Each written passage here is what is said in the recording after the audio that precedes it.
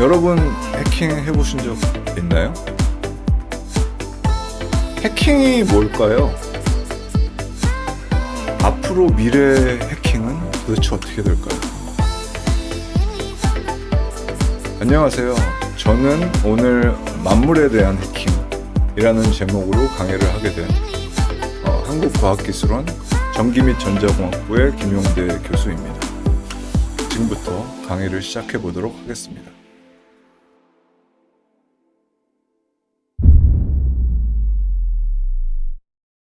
일단 먼저 또 질문을 하나 하겠습니다. 해킹은 나쁜 건가요? 실제로 해킹에는 화이트햇 해킹과 블랙햇 해킹이 있습니다. 화이트햇 해킹은, 블랙햇은 그야말로 나쁜 짓을 하는 범죄를 저지르는 사람들을 얘기를 하는 거고, 화이트햇 해커들은 보안에 문제가 생길 만한 것들을 미리미리 찾아서 그것들을 가르쳐주고, 그래서 미리미리 나쁜 사람들이 악용하지 못하게 막는 사람들을 화이트햇 해커라고 얘기를 합니다. 그래서 흰색 모자를 쓴 해커들이 화이트햇 해커들인데요. 이들은 세상에 있는 많은 보안 문제점들을 미리미리 찾고 이런 것들을 고쳐주는 역할들을 하고 있습니다. 그러면 해킹이 도대체 뭐죠? 혹은 안전하다는 것은 뭐죠? 로스 앤더슨이라는 영국의 학자는 안전하게 만드는 것 혹은 보안공학이라는 게 뭐냐 하면, 운이 나쁘건 실수가 있건 공격이 있건 간에 어떤 특정 시스템이 설계한 그대로 동작하도록 만드는 것을 보안공학 혹은 안전하게 구현하는 것이라고 설명을 하고 있습니다. 예를 들어서 여러분 자율주행차를 한번 생각을 해보시면, 자율주행차가 출발한 곳부터 도착한 곳까지 안전하게 제가 아무것도 안 해도 저를 데려다 주면 그거는 안전하게 구현이 된 겁니다. 그런데 공격자가 만약 자율주행차가 사고를 내게 만든다. 그러면은 안전하지 않게 구현이 된 거고 보안적으로 안전하지 않다라고 설명을 하고 있는 겁니다. 그러면은 실제로 우리가 세상에 있는 많은 시스템들은 해킹의 대상이 되고, 그렇기 때문에 이 시스템이 뭐냐에 따라서 우리는 굉장히 많은 종류의 해킹들을 생각을 할 수가 있습니다. 한 가지 예를 들어보도록 하겠습니다. 이 그림은 9.11 이후에 미국에서 처음으로 도입한 금속 탐지기입니다. 9.11 테러 사건 이후에. 이 시스템을 잘 보시면은 목걸이, 허리 버클, 총, 칼 같은 거를 검은색으로 표현을 해주는 시스템입니다. 한 10년 전쯤 전에 그 플로리다의 한 청년이 이 공항 검색대를 칼을 지니고 통과를 했습니다. 어떻게 통과를 했을까요? 여러분 답변을 기다리고 싶지만 대화형 수업이 아니기 때문에 답변을 드리자면, 옷 안에 왼쪽에 주머니를 만들고 거기에 칼을 넣고 통과를 했습니다. 왜 통과가 될까요? 뭐가 문제인가요? 배경 색깔이 검은색이고 금속 물질도 검은색이기 때문에 옷 안에 이 왼쪽 옆구리 같은데 칼을 넣으면은 탐지를 하기가 되게 힘들겠죠. 당연히 눈에 띄지 않을 겁니다. 그래서 통과를 했던 겁니다. 이게 해킹입니다. 왜 이게 해킹이냐고요? 이 시스템의 취약점을 찾았고, 이 취약점을 잘 이용을 해서 공항 검색대에 이 원래 시스템이 제공하고 싶은 기능을 우회를 하는, 그래서 원래 의도된 대로 동작하지 않도록 만드는 공격을 찾아낸 거고, 이게 해킹의 가장 대표적인 예라고 볼 수 있습니다. 4차 산업혁명은, 그리고 최근에 디지털 대전환은 완전히 새로운 시스템들을 세상에 만들어내고 있습니다. 인공지능, 빅데이터, 블록체인, 자율주행, 정말 끊임없는 기술들이 나타나고 있죠. 그러면은 우리가 이제 해킹을 방금 전에 공부를 했으니까, 그러면은 앞으로 이런 기술들이 끊임없이 나올 텐데, 이 기술들에는 도대체 어떤 보안에 문제가 있을지 어떻게 할까요? 아까 여러분이 화이트햇 해커가 됐으면 좋겠다, 화이트햇 해커가 돼주세요 라고 얘기를 하고 싶은데, 뭔가 앞으로 나올 시스템의 보안 문제점이 어떤 게 있을지, 정말 많을지 그런 것들을 알아야 되지 않을까요? 그래서 이제 완전히 새로운 시스템들, 인공지능, 빅데이터, 블록체인, 자율주행 이런 새로운 기술들에 어떤 보안 문제가 있는지 잠깐 생각을 해보도록 하겠습니다. 잘 생각을 해보면 이런 신기술, 새로운 기술은 현재의 기술만을 이용을 해서 구현을 하지는 않습니다. 모든 신기술도 기존 기술을 이용을 하고 있는데요. 예를 들어서 운영체제도 사용을 하고요. 네트워크도 사용을 하고 소프트웨어도 사용을 하고 클라우드도 사용을 합니다. 그래서 아무리 새로운 기술이라고 할지라도 이 새로운 기술의 보안 문제는 신기술을 구현하는 데 필요한 기존 기술의 취약점과 신기술에 내재된 완전히 새로운 취약점들이 존재를 합니다.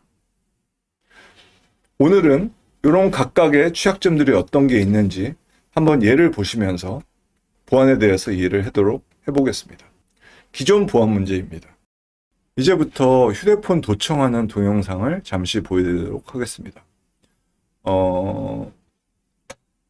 휴대폰과 기지국 사이의 통신은 암호화가 되어 있는데 기지국에서 잠시 복호화되고 복호화됐을 때 저희가 목소리를 딴 겁니다. 여기 있는 하얀색 장비가 가정용 기지국 장비인데 이 가정용 기지국 장비에서 복호화됐을 때 저희가 목소리를 딴 동영상입니다. 도청 비디오를 잠시 보면서 설명을 드리겠습니다.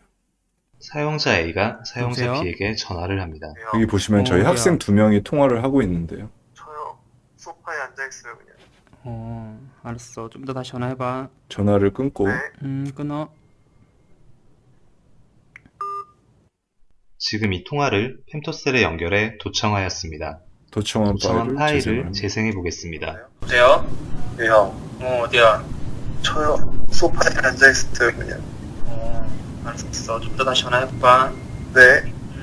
이와 같은 방식으로 사용자 간 통화와 문자의 실시간 도청이 가능합니다. 이렇게 이동통신은 표준에서부터 기지국을 우리가 해킹을 할 경우에는 얼마든지 도청을 할 수 있도록 구현이 되어 있습니다. 두 번째 영상을 보여드릴 건데요. 이거는 가짜 재난 문자를 보내는 영상입니다. 아기상어 노래가 나오고 저희가 가짜 기지국을 켜서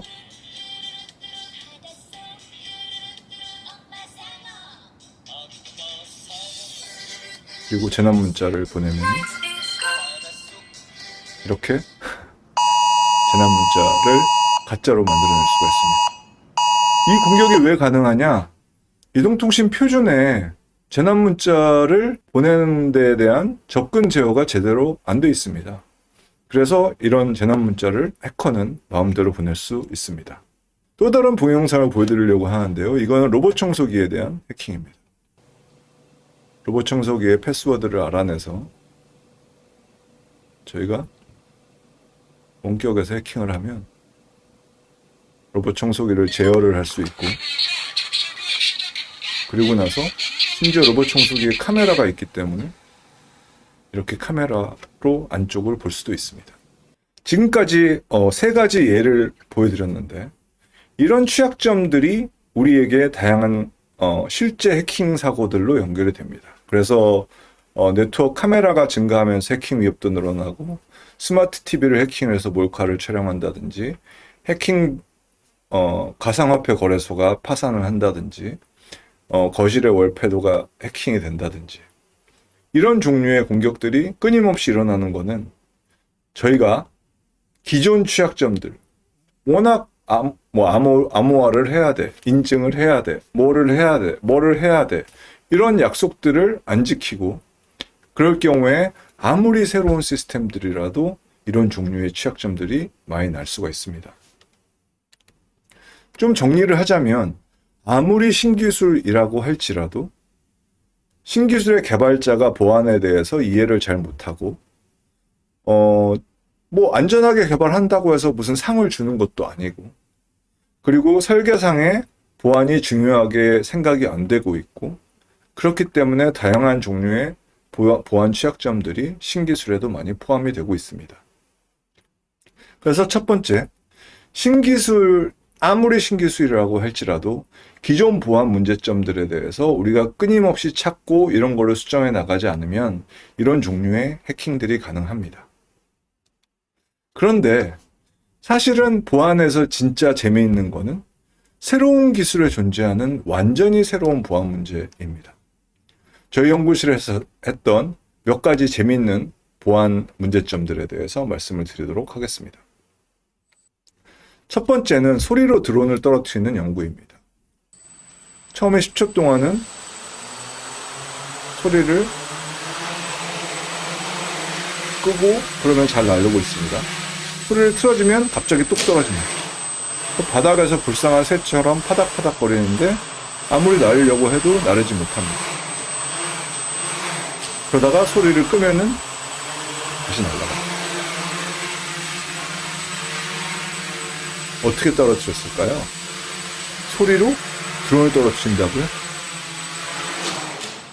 드론에 보면 자이로스코프라는 센서가 있습니다. 자이로스코프는 하나의 기계 장치인데요. 그러면은 기계 장치에 어떤 현상이 있느냐? 공진이라는 현상이 있습니다. 우리가 드론의 센서, 자이로스코프 센서의 공진 주파수를 찾아서 그 주파수에 소리를 들려줬더니 드론이 떨어진 겁니다. 궁금하시면 저희 연구실에 오면 그 연구실 홈페이지에 드론으로 소리 떨어뜨리는 연구에 대한 논문이 있으니까 그 논문을 자세히 읽어보시기 바랍니다. 이번에는 또 다른 연구를 보여드리도록 하겠습니다. 여러분 테슬라 아시죠? 테슬라 자율주행차. 테슬라의 자율주행이 문제를 일으키도록 하는 동영상을 몇 개를 보여드릴 건데요. 예를 들어서 테슬라가 자율주행을 하고 있을 때 최고 속도를 어떻게 계산할까요? 도로상의 최고 속도는 지도에 마크가 되어 있겠죠. 그러면 예를 들어서 60km 존, 30km 존 이런 게 있을 거고요. 그러면 테슬라가 달릴 때 내 위치가 어딘지를 어떻게 할까요? 네, GPS를 이용을 해서 합니다. 그런데 그러면은 GPS는 어떻게 하느냐? GPS를 이용을 하면은 위치를 계산할 수 있는데요. 위성들은 현재 자기의 위치를 보내주고 그 위성들의 위치를 이용을 해서 저희는 자동차의 위치를 계산할 수 있게 됩니다. 그런데 GPS는 보안 문제가 있어서 우리가 위성의 신호를 위조를 할 수 있고 위성의 신호를 위조를 하면 테슬라가 위치를 착각을 할 수 있게 됩니다. 동영상을 잠시 보도록 하겠습니다.